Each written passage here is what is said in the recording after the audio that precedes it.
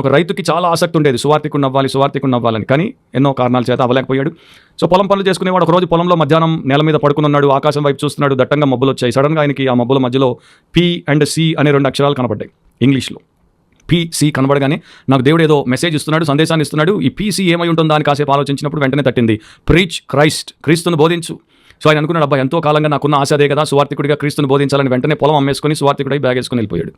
కానీ అతనికి మాట్లాడడం రాదు, అతనికి వాక్యము తెలియదు. కనుక అతడు సువార్థికుడిగా రాణించటలేదు.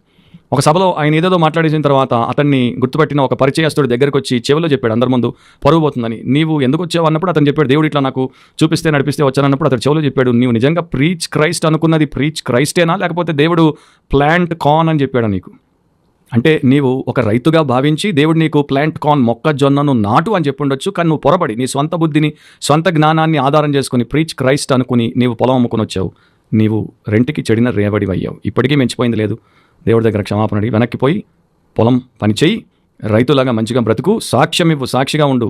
అంతేగాని దేవుడు పిలవని స్వార్థి కొన్ని పనికి రావద్దు అని చెప్పిపోయాడు ఆ పెద్ద ఆయన. సో ఇట్లాగే చాలామంది, నాకు తెలిసినటువంటి చాలామంది కూడా సేవలోకి వచ్చేసారు. దేవుడు మమ్మల్ని సేవకు పిలిచాడు, కాపర్ అవ్వమన్నాడు, స్వార్థికుడు అవ్వమన్నాడు, మిషనరీ అవ్వమన్నాడు. వాళ్ళని తర్వాత చూసినప్పుడు వాళ్ళు ఎంత పెద్ద పొరపాటు చేశారు అండ్ వారు ఎంత నిష్ఫలంగా ఉన్నారు అన్నది చూసినప్పుడు ఎంతో బాధ. దేవుడు చెప్పండి చేయబోయారు, అనవసరంగా వీరిని వీరు కష్టపెట్టుకుంటున్నారు అని.